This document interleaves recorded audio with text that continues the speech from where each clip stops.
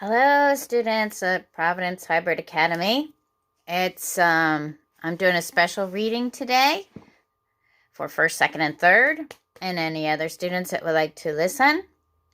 And we're going to continue with our friend, the ants. Ooh, can you see my little ant I made? I have the legs attached to the thorax. The abdomen comes next. And of course we have the head and the very special antennas. I didn't do the jaws, the mandibles. Okay, let's get started. We're reading from our Handbook of Nature Study by Anna Botsford Comstock.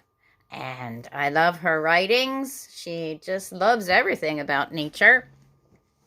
And we are going to finish the second half in the ant chapter about the nest, what happens inside the nest.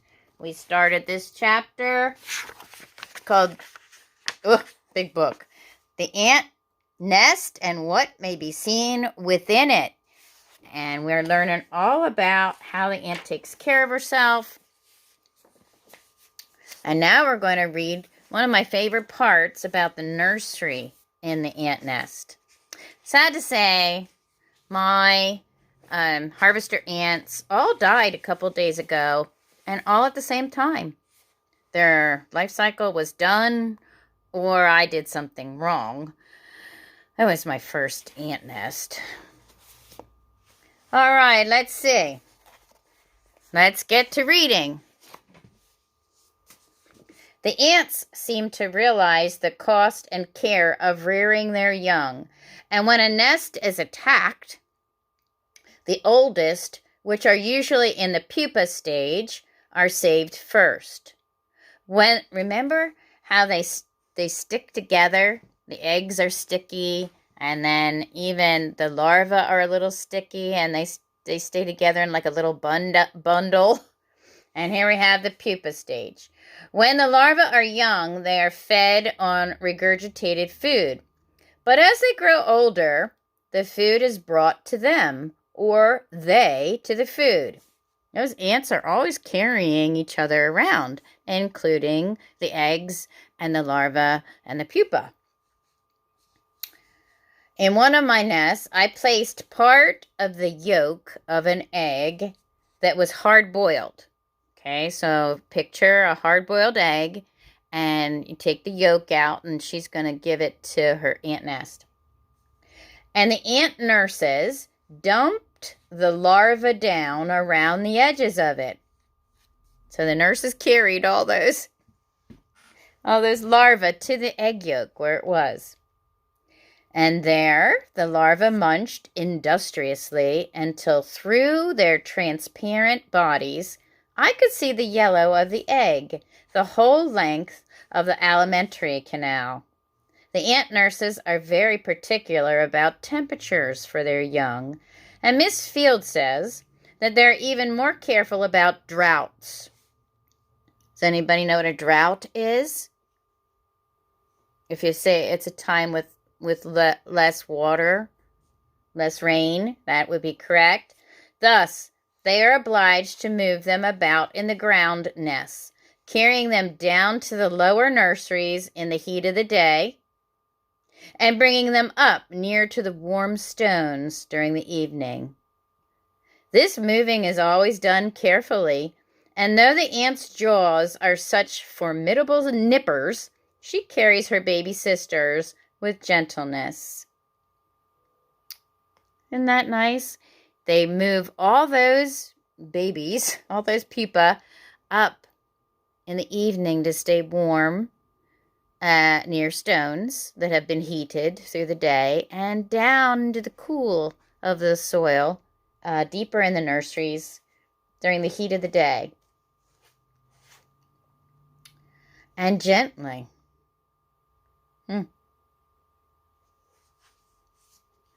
She carries her baby sisters with gentleness, and if they be pupa, she holds them by the loose pupal skin, like carrying a baby by its clothes. Oh, I often think of how a mother cat carries the kittens by the nape of the neck and it doesn't hurt them. The pupa look like plump little grain bags tied at one end with a black string. They are the size of small grains of wheat and are often called ants' eggs, which is absurd since they are almost as large as the ant. Ant eggs are not larger than pinpoints. So if you disturb an ant nest and all of a sudden you see ants carrying a big white blob that's about the same size as they are, it's not an egg. It kind of looks eggy, but it's not. It's a pupa. The ant nurses keep the larva and the pupa very clean by licking them. And when a youngster issues from the pupa skin, it is a matter of much interest to the nurses. I have often seen 2 or 3 of them help straighten out the cramped legs and the antenna of the young one and hasten to feed her with regurgitated food. When ants first issue from the pupa skin, they are pale in color, their eyes being very black in contrast. They are usually helpless and stupid, although they often try to clean their antenna and make a toilet. But they do not know enough to follow their elders from one room to another, and they are a source of much care to the nurses. In case of moving, a nurse will lock jaws with a callow, C-A-L-L-O-W. That's a young ant that has just pupated, as a freshly hatched adult ant is called, and drag her along. The legs of the callow sprawling helplessly meanwhile. If in haste, the nurse takes hold anywhere by the neck or the leg and hustles her charge along. If she takes her by the waist, the callow curls up like a kitten and is thus more easily moved. After the nurses have moved them from one chamber to the next, I have noticed that the callows are herded together, their attendants ranged in a circle about them. Often we see one ant carrying another, which is not a callow, and this means that a certain number of the colony have made up their minds to move, while the others are not awake to the necessity. In such a case, one of these energetic sisters will seize another by the waist and carry her off with an air that says plainly, "Come along, you stupid." A lot of carrying going along.